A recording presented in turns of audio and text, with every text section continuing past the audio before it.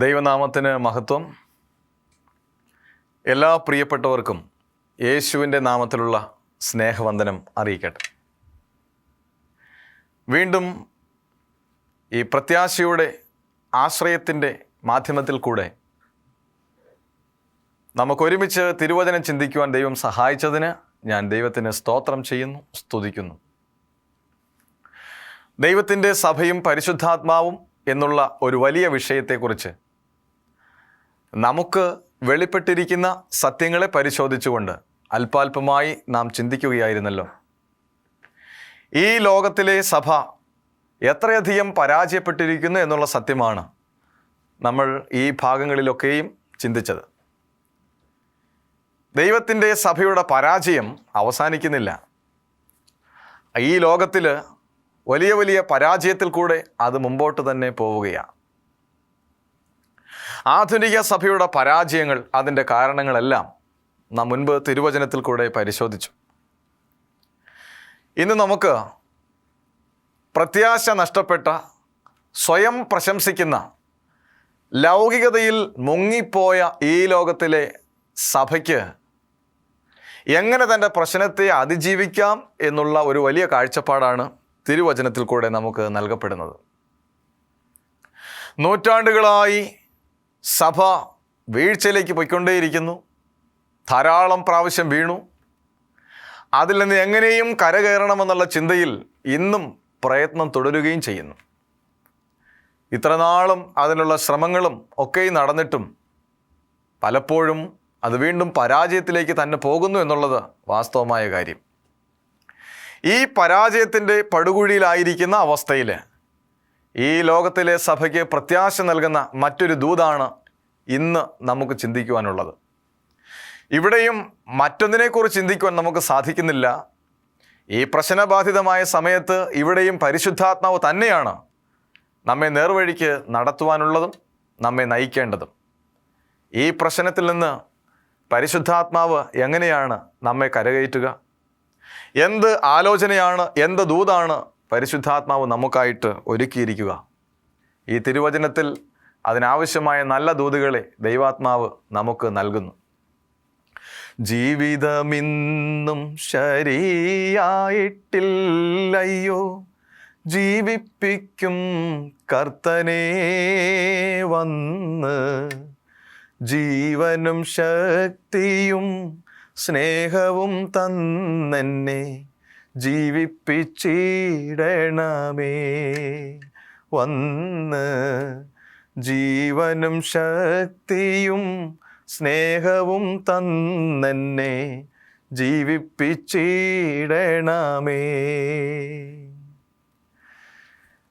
ജീവനും ശക്തിയും സ്നേഹവും തന്നെന്നെ ജീവിപ്പിച്ചിടണമേ. നാശത്തിലായിരിക്കുന്ന സഭയുടെ പ്രാർത്ഥനയാണത്. ഇന്നെല്ലാവരും ആഗ്രഹിക്കുന്നു, എല്ലാവരും മനസ്സിലാക്കുന്നു, ഞാനൊരു നാശത്തിലാണ്, വലിയ അപകടത്തിലാണ് നിൽക്കുന്നത്. ദൈവത്തിൻ്റെ സ്വഭാവ ഗുണങ്ങളോ ഒന്നും ഇല്ലാതെ എല്ലാം നഷ്ടപ്പെട്ടിരിക്കുന്ന ഒരു ആധുനിക സഭയുടെ നെറുകയിലാണ് എൻ്റെ നിൽപ്പ്. എല്ലാവരും ഇത് സമ്മതിക്കുന്നു. ഇന്നും ഈ പാട്ടിനോട് ചേർന്നുള്ള പ്രാർത്ഥനയാണ്, ജീവിതം ഇന്നും ശരിയായിട്ടില്ല ദൈവമേ, നീ വന്ന് ഞങ്ങളെ ജീവിപ്പിച്ചിടണമേ. ഈ വിഷയം നമ്മുടെ മനസ്സിൽ വെച്ചുകൊണ്ട് ഈ സ്വയം പ്രശംസയിൽ നിന്നും ലൗകികതയിൽ മുങ്ങിയിരിക്കുന്ന ഈ അവസ്ഥയിൽ നിന്ന് നമുക്ക് രക്ഷപ്പെടുവാനുള്ള വഴി തിരുവചനത്തിൽ നിന്ന് നമുക്ക് ആരായാം. അതിനു മുമ്പ് ഒരു നിമിഷം പ്രാർത്ഥിക്കാം. കരുണാസമ്പന്നനായ ദൈവമേ, അങ്ങയുടെ തിരുവചനത്തിൽ ഞങ്ങൾ ആശ്രയിക്കുന്നു. അങ്ങയുടെ പരിശുദ്ധാത്മാവിനാൽ ഞങ്ങളെ നടത്തിയാലും ഞങ്ങളുടെ ആത്മപ്രശംസയും ഈ ലൗകികതയിൽ നിന്നുള്ള മോചനവും ഞങ്ങൾ ആഗ്രഹിക്കുന്നു. ആത്മപ്രശംസ ഇല്ലാതെ അങ്ങയുടെ സന്നിധിയിൽ വിശുദ്ധിയോടെ നിൽപ്പാൻ ഞങ്ങളെ അനുഗ്രഹിച്ചാലും മാനമഹത്വമെല്ലാം അങ്ങ് തന്നെ എടുക്കണമേ. യേശുവിൻ നാമത്തിൽ തന്നെ ആമേൻ. ആത്മപ്രശംസയിൽ നിൽക്കുന്ന സഭ വേണ്ട, പ്രത്യാശ നഷ്ടപ്പെടേണ്ട. ലൗകികതയിൽ മുങ്ങിക്കുളിച്ചു നിൽക്കുന്ന സഭ, ഇവിടെയും പ്രത്യാശ നഷ്ടപ്പെടേണ്ട. ഇവിടെയും പരിശുദ്ധാത്മാവിൻ്റെ സാന്നിധ്യത്തെയും പ്രസക്തിയെയും കുറിച്ച് നമ്മൾ മനസ്സിലാക്കുകയാണെങ്കിൽ പ്രത്യാശ നഷ്ടപ്പെടേണ്ട യാതൊരു കാര്യവുമില്ല. തിരുവചനം വളരെ വ്യക്തമായി നമുക്കതിനാവശ്യമായ ദൂതുകളെ നൽകുന്നു. നമുക്കൊരു വാക്യം വായിക്കാം. മർക്കോസ് എഴുതിയ സുവിശേഷം 1-ാം അധ്യായം അതിൻ്റെ 8-ാമത്തെ വാക്യം. ഞാൻ നിങ്ങളെ വെള്ളത്താൽ സ്നാനം കഴിപ്പിക്കുന്നു, അവനോ നിങ്ങളെ പരിശുദ്ധാത്മാവിനാൽ സ്നാനം കഴിപ്പിക്കും. പ്രശ്നത്തിൽ നിൽക്കുന്ന ഈ ലോകത്തിലെ സഭയ്ക്ക് അതിനെ നേരിടുവാനും തരണം ചെയ്യുവാനുമുള്ള വലിയൊരു പാത പരിശുദ്ധാത്മാവ് നമുക്കായിട്ടൊരുക്കുന്നു. ഈ വാക്യത്തിൽ നിന്നും നമുക്കെന്താണ് മനസ്സിലാക്കാൻ കഴിയുന്നത്? ഇവിടെ യോഹന്നാൻ സ്നാപകൻ വന്ന് അനേകരെ യേശുവിൻ്റെ നാമത്തിൽ സ്നാനം കഴിപ്പിച്ച് എന്ന് പറഞ്ഞാൽ മാനസാന്തരത്തിൻ്റെ സ്നാനം നടത്തുന്ന സമയത്ത് അവൻ പ്രസംഗിച്ചപ്പോൾ പറഞ്ഞതാണ്, ഞാൻ നിങ്ങളെ വെള്ളത്താൽ സ്നാനം കഴിപ്പിക്കുന്നു, പരിശുദ്ധാത്മാവോ നിങ്ങളെ സ്നാനം കഴിപ്പിക്കുമ്പോൾ അതിനൊരു മറ്റൊരർത്ഥമുണ്ടാകുമെന്ന് ഈ വാക്യത്തിൽ കൂടെ മനസ്സിലാകുന്നു. അവനോ നിങ്ങളെ പരിശുദ്ധാത്മാവിനാൽ സ്നാനം കഴിപ്പിക്കും. ആരെക്കുറിച്ചാണ് പറഞ്ഞത്? യേശുവിനെ കുറിച്ച് യോഹന്നാൻ സ്നാപകൻ വളരെ വ്യക്തമായി പറയുകയാണ്. ഞാൻ നിങ്ങളെ വെള്ളത്തിൽ സ്നാനപ്പെടുത്തുന്നു, അവനോ നിങ്ങളെ പരിശുദ്ധാത്മാവിനാൽ സ്നാനപ്പെടുത്തും. എന്തിന്? ജലത്താൽ സ്നാനപ്പെട്ട ഒരു വ്യക്തിക്ക് പിന്നെന്തിന് പരിശുദ്ധാത്മാവിൻ്റെ സ്നാനം? അവിടെയാണ് നമ്മൾ ചിന്തിക്കേണ്ടത് പരിശുദ്ധാത്മാവിൻ്റെ പ്രാധാന്യതയെക്കുറിച്ച്. ജലത്താൽ സ്നാനപ്പെട്ട വ്യക്തി ജലത്താൽ യേശുവിനോട് ഞാൻ ചേർന്നിരിക്കുന്നു എന്നുള്ള ഉഭയസമ്മതം പോലെ ലോകത്തിന് മുമ്പിൽ തന്നെ സാക്ഷീകരിക്കുന്നു. എന്നാൽ ജലത്താൽ സ്നാനപ്പെട്ട വ്യക്തി ഈ ലോകത്തിൻ്റെ അനേക വഴികളിൽ കൂടെ യാത്ര ചെയ്യേണ്ടവനാണ്. ഇങ്ങനെ യാത്ര ചെയ്യുന്ന സമയത്ത് ഈ ലോകത്തിലെ അഴുക്കുകളും ഈ ലോകത്തിലെ പ്രശ്നങ്ങളും അവനെ എപ്പോഴും അലട്ടിക്കൊണ്ടേയിരിക്കും. ഇങ്ങനെ പ്രശ്നകലുഷിതമായ അവസ്ഥയിൽ കൂടെ അവൻ്റെ യാത്ര മുമ്പോട്ട് പോകുമ്പോൾ നാം നേരത്തെ ചിന്തിച്ചതുപോലെ ഈ ലോകത്തിലെ സഭയ്ക്ക് വന്നതായ പ്രശ്നം എന്താ? ആത്മപ്രശംസ, ലൗകികത, ഇതിലെല്ലാം അകപ്പെട്ടുപോയ സഭ. സ്നാനപ്പെട്ട വ്യക്തികളാണിവിടെ, ജലത്താൽ സ്നാനപ്പെട്ടവരാണിവിടെ. അങ്ങനെയുള്ളവർ വീണ്ടും പാപം ചെയ്യുമോ? അങ്ങനെയുള്ളവർ വീണ്ടും ലോകത്തിൻ്റെ അഴുക്കുകളിലേക്ക് പോകുമോ? പോകുമെന്ന് തന്നെയാണ് തിരുവചനം നമുക്ക് വെളിപ്പെടുത്തി നൽകുന്നത്. അങ്ങനെ ജലത്താൽ സ്നാനപ്പെട്ട് ദൈവസഭയുടെ അംഗമായിരിക്കുകയും ഇന്ന് ആത്മപ്രശംസയിലും ലൗകികതയിലും മുങ്ങി നിൽക്കുകയും ചെയ്യുന്ന ദൈവത്തിൻ്റെ സഭയോടാണ് ഈ ദൈവത്തിൻ്റെ വചനം അരുളി ചെയ്യുന്നത്. ഇവിടെ നിനക്ക് പ്രത്യാശയുടെ ഒരു മാർഗം തുറന്നു തരുന്നത്, ലൗകികതയിൽ നിന്നും ഒരു മോചനം നൽകുന്നത്, ആത്മപ്രശംസയിൽ നിന്നും നിന്നെ വിടുവിക്കുന്നത് പരിശുദ്ധാത്മാവാണ്. ഇവിടെ ദൈവത്തിൻ്റെ പ്രവാചകൻ പറയുന്നത്, നിങ്ങളെ പരിശുദ്ധാത്മാവിനാൽ സ്നാനം കഴിപ്പിക്കും. പരിശുദ്ധാത്മാവിനാൽ സ്നാനം കഴിപ്പിക്കും. പരിശുദ്ധാത്മാവ് നിങ്ങളെ സകല സത്യത്തിലും വഴി നടത്തും എന്നർത്ഥം. ഇവിടെയും പരിശുദ്ധാത്മാവിന് ദൈവസഭയോടുള്ള ബന്ധത്തെ അന്യമായി കാണുവാൻ കഴിയുകയില്ല. പരിശുദ്ധാത്മാവിൻ്റെ സാന്നിധ്യവും പരിശുദ്ധാത്മാവിൻ്റെ പ്രവർത്തനവും ദൈവസഭയെ എന്ന് പറഞ്ഞാൽ ദൈവ മക്കളെ എത്ര അതിശയകരമായിട്ടാണ് ലൗകികതയിൽ നിന്നും വിടുവിക്കുന്നത്, ആത്മപ്രശംസയിൽ നിന്നും വിടുവിക്കുന്നത്. ഇവിടെ നാം മനസ്സിലാക്കുന്നത് പരിശുദ്ധാത്മാവിൻ്റെ സ്നാനം, പരിശുദ്ധാത്മാവിൻ്റെ ശക്തി നമ്മിലേക്ക് കടന്നു വരുമ്പോൾ ജലത്താൽ സ്നാനപ്പെട്ട എൻ്റെ സ്നാനം ദൈവത്തോട് ചേരുന്ന അനുഭവം പൂർണ്ണമായി തീരുന്നു എന്ന് മനസ്സിലാക്കുന്നു. ഇങ്ങനെ പൂർണ്ണതയുടെ അനുഭവത്തിലേക്ക് വരുമ്പോൾ നമുക്ക് പ്രത്യാശയോടുകൂടെ നാം പാടിയ പാട്ട് നമുക്ക് ഓർക്കാം. ജീവിതം ഇന്നും ശരിയായിട്ടില്ലല്ലോ, ജീവിപ്പിക്കുന്ന കർത്തനെ പരിശുദ്ധാത്മാവേ നീ വന്ന് ഞങ്ങളെ കഴുകി ശുദ്ധീകരിക്കണമേ. തിരുവചനം ഇങ്ങനെ തന്നെയാണ് പറയുന്നത്. നമുക്ക് മറ്റൊരു വാക്യം വായിക്കാം. യോഹന്നാൻ എഴുതിയ സുവിശേഷം അതിൻ്റെ 14-ാം അധ്യായം 17-ാമത്തെ വാക്യം. സത്യത്തിൻ്റെ ആത്മാവിനെ തന്നെ എന്ന് പറഞ്ഞാൽ അവൻ മറ്റൊരു ആശ്വാസപ്രദനെ നിങ്ങൾക്ക് തരും. അത് സത്യത്തിൻ്റെ ആത്മാവിനെ തന്നെ.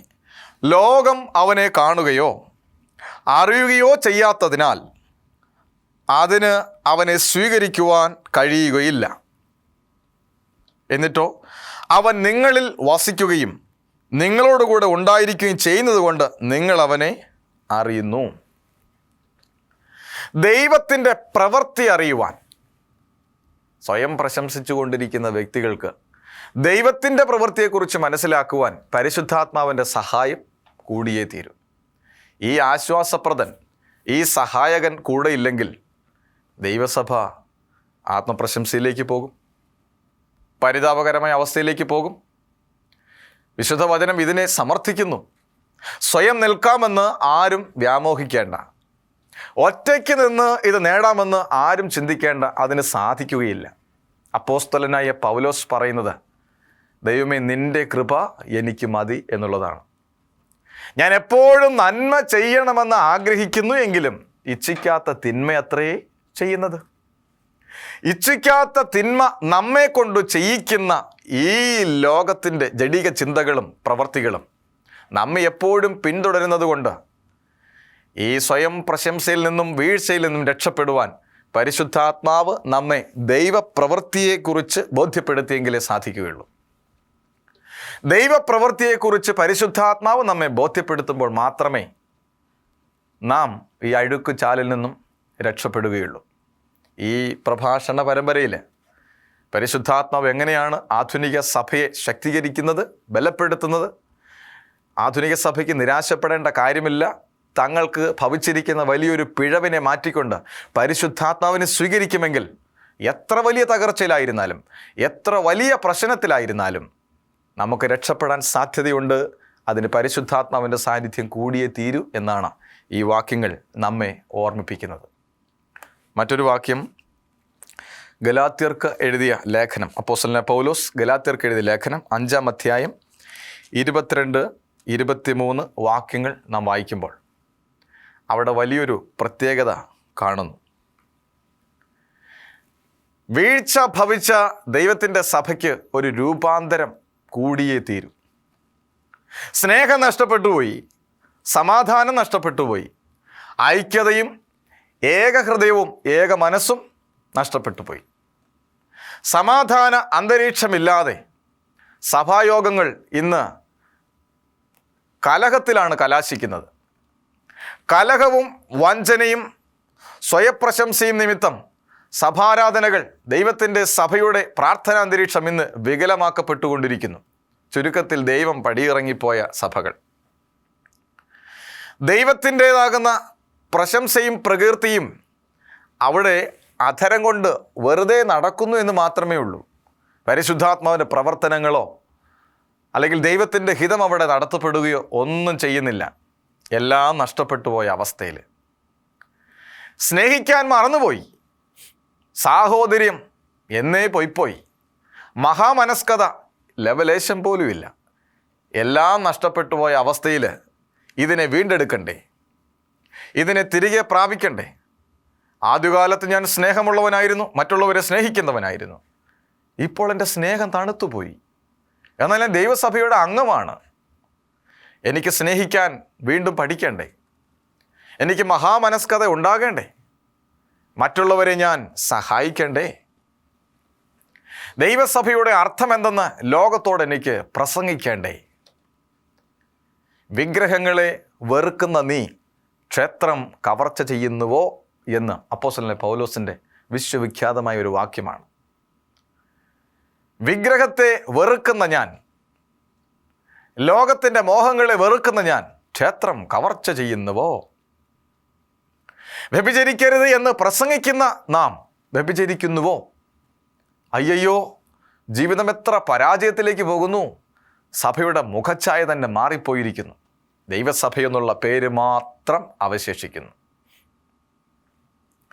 ഈ അവസ്ഥയിൽ ദൈവത്തിൻ്റെ പരിശുദ്ധാത്മാവ് നമുക്ക് നൽകുന്ന ദൂത്, സ്നേഹം നിനക്ക് പ്രാപിക്കണ്ടേ? സമാധാനം പ്രാപിക്കണ്ടേ? ഐശ്വര്യവും മഹാമനസ്കതയും നിൻ്റെ സഭയിലുണ്ടാകേണ്ടേ? ദൈവത്തിൻ്റെ വചനം വളരെ വ്യക്തമായി പറയുന്നു, പരിശുദ്ധാത്മാവിനെ പ്രാപിക്കാതെ ഈ ഫലങ്ങളൊന്നും നിന്നിൽ നിന്നും പുറപ്പെടുകയില്ല. വാക്യം എന്താണ് പറയുന്നത്? ആത്മാവിൻ്റെ ഫലമോ സ്നേഹം, സന്തോഷം, സമാധാനം, ദീർഘക്ഷമ, ദയ, നന്മ, വിശ്വസ്തത, സൗമ്യത, ആത്മനിയന്ത്രണം എന്നിവയാകുന്നു. ഇവയ്ക്കെതിരെ ഒരു ന്യായപ്രമാണവുമില്ല എന്ന് പറയുന്നു.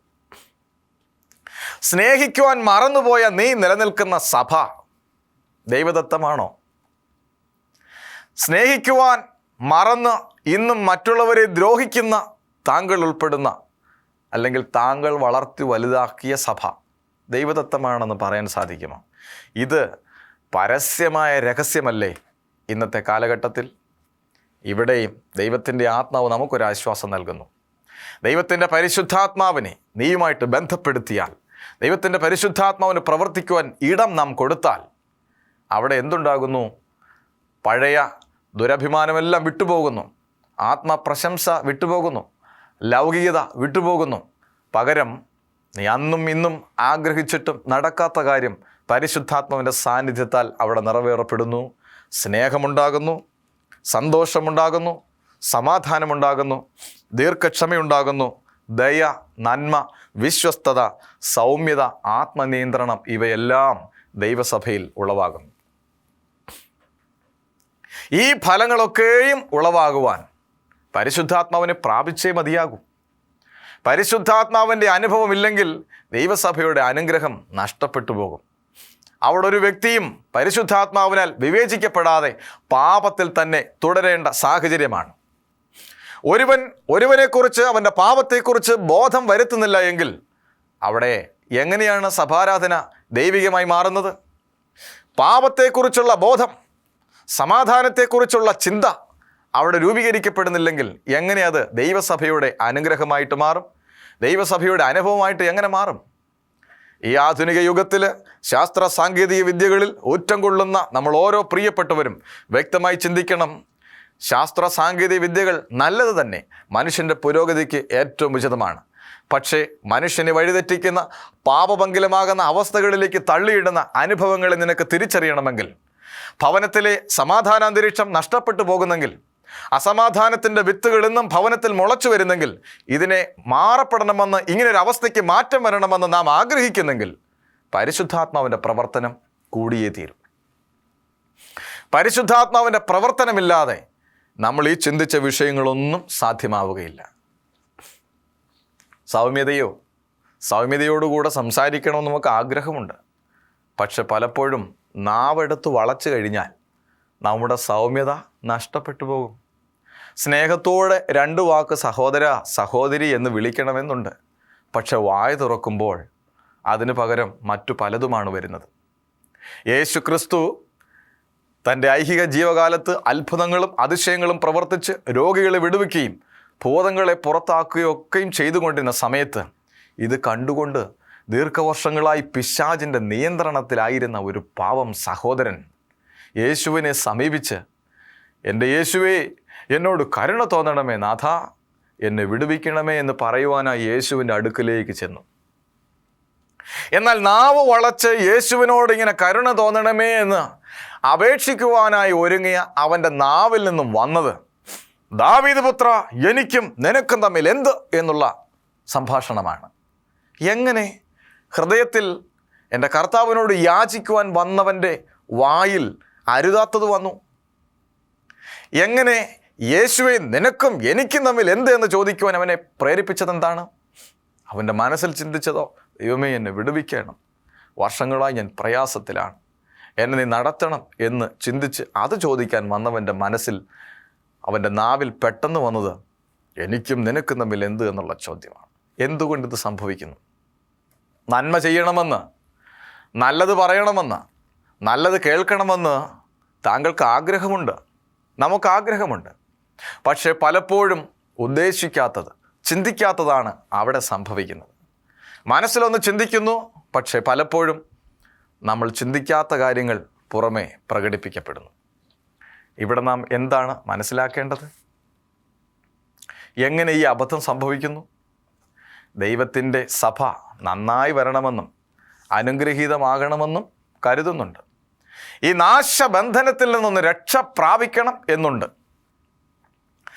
ചക്ഷുശ്രവണ ഗളസ്തമാൻ ദർദുരം ഭക്ഷണത്തിനപേക്ഷിക്കുന്നത് പോലെ കാലാഹിന പരിഗ്രസ്തമാൻ ലോകവും ആലോല ചേതസ ഭോഗങ്ങൾ തേടുന്നു.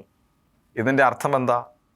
ചക്ഷുശ്രവണ ഗളസ്തമാം ദർദുരം, പാമ്പിൻ്റെ വായിലകപ്പെട്ട തവള, അയ്യോ തൻ്റെ ജീവൻ ഇപ്പോൾ അപകടത്തിലാണ്, ഞാൻ നഷ്ടപ്പെട്ടു പോകും, എൻ്റെ ജീവിതം അല്പസമയത്തിനുള്ളിൽ ഇതാ തീരാൻ പോകുന്നു എന്നുള്ള ചിന്ത തവളയ്ക്കില്ല. പാമ്പിൻ്റെ വായിലകപ്പെട്ട് ജീവിതം അവസാനിക്കാനായിട്ട് പോകുന്ന സമയത്തും തവളയുടെ ചിന്ത എന്തെങ്കിലും ഭക്ഷണം വരുന്നുണ്ടോ എന്നുള്ളതാണ്. പ്രാണികളോ മറ്റോ വരുന്നുണ്ടോ, അങ്ങനെയെങ്കിൽ എനിക്ക് അതിനെ ഒന്ന് ഭക്ഷിക്കാമല്ലോ, എൻ്റെ വിശപ്പടക്കാമല്ലോ എന്നുള്ള ചിന്തയാണ്. പാവം തവള ചിന്തിക്കുന്നില്ല, ഞാൻ വിശപ്പടക്കുവാനായിട്ട് നോക്കുന്ന സമയത്ത് എന്നെ ഭക്ഷിച്ച് വിശപ്പ് മാറ്റാൻ ഒരു വലിയവൻ്റെ വായിലാണ് എൻ്റെ ഇരിപ്പ് എന്നുള്ളത് പാവം തവള മനസ്സിലാക്കുന്നില്ല.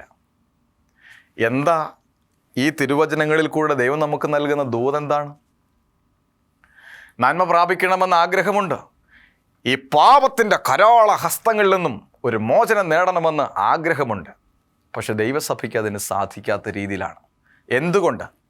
നാം മറക്കരുത്, പരിശുദ്ധാത്മാവിൻ്റെ സാന്നിധ്യം, പരിശുദ്ധാത്മാവിൻ്റെ നിയന്ത്രണം, സകല സത്യത്തിലും വഴി നടത്തുന്ന, നമ്മെ ഉപദേശിക്കുന്ന, നല്ല ഫലങ്ങൾ നമ്മിൽ കൂടെ പുറപ്പെടുവിക്കുവാൻ മനസ്സുള്ളവനും കൂടെ ഇരിക്കുവാൻ സഹായകനും ശക്തിയുള്ളവനുമായ പരിശുദ്ധാത്മാവിനെ നാം ആശ്രയിക്കാത്തത് കൊണ്ട് ആധുനിക സഭ ഇന്ന് പരാജയത്തിലേക്ക് പോയിരിക്കുന്നു.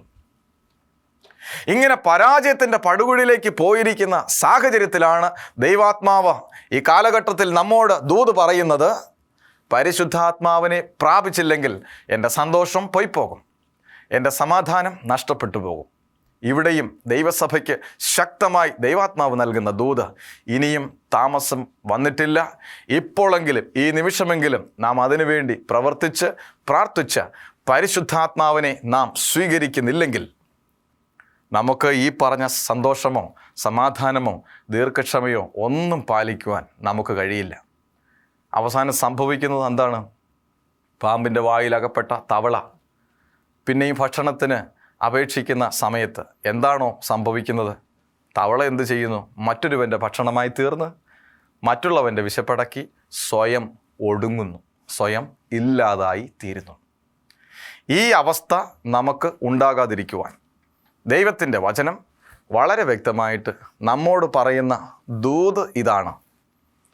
ഈ നാളുകളിൽ നമുക്ക് നഷ്ടപ്പെട്ട സമാധാനാന്തരീക്ഷവും ആരാധനാ സ്വാതന്ത്ര്യവും പാപത്തെക്കുറിച്ചുള്ള ബോധവും അനുതാപവും ഒക്കെ നമ്മുടെ സഭയിൽ കടന്നു വരേണ്ടതിന്, നമുക്കുണ്ടാകേണ്ടതിന് പരിശുദ്ധാത്മാവിനെ പ്രാപിച്ചേ മതിയാകും. പരിശുദ്ധാത്മാവിനെ വേറിട്ട് കാണുവാൻ ഒരിക്കലും സാധിക്കുകയില്ല. ദൈവസഭയും പരിശുദ്ധാത്മാവും ഈടാർന്ന ബന്ധത്തിലാണ്. ഈ ബന്ധത്തിൽ ആയിത്തീർന്നില്ലെങ്കിൽ നമുക്ക് ഒരിക്കലും വളരുവാൻ സാധിക്കുകയില്ല, അഭിവൃദ്ധി നമുക്കുണ്ടാവുകയില്ല, എല്ലാം നഷ്ടപ്പെട്ടു പോകും. തൻ്റെ കുഞ്ഞുങ്ങൾക്ക് തൻ്റെ കുഞ്ഞുങ്ങളുടെ തെറ്റുകളെ വിവരിച്ചു കൊടുത്ത് അവരെ അഴുക്കുചാലിൽ നിന്നും മോചിപ്പിക്കണമെന്ന് മാതാപിതാക്കൾക്ക് ആഗ്രഹമുണ്ടെങ്കിൽ, മാതാപിതാക്കളായി നിങ്ങൾ ആദ്യം പരിശുദ്ധാത്മാവിൻ്റെ നല്ല ദാനങ്ങളെ പ്രാപിക്കണം.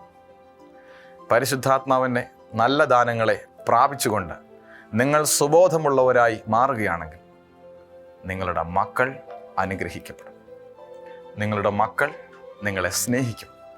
ഒരു പുതിയ തലമുറ നിങ്ങൾക്കായി രൂപാന്തരപ്പെടും. നമുക്ക് പ്രാർത്ഥിക്കാം. ആഴമായി ഞങ്ങളെ സ്നേഹിക്കുന്ന ദൈവമേ, തിരുനാമത്തിന് നന്ദിയോടെ സ്തോത്രം. കേട്ട വചനങ്ങളാൽ ഞങ്ങളുടെ ഹൃദയങ്ങളെ ബലപ്പെടുത്തണമേ. പാപങ്ങൾ വിട്ടൊഴിയുവാൻ സഹായിച്ചാട്ട്. മാനവും മഹത്വമെല്ലാം എൻ്റെ ദൈവമേ അങ്ങ് തന്നെ എടുക്കണം. യേശുവിൻ നാമത്തിൽ തന്നെ ആമേൻ.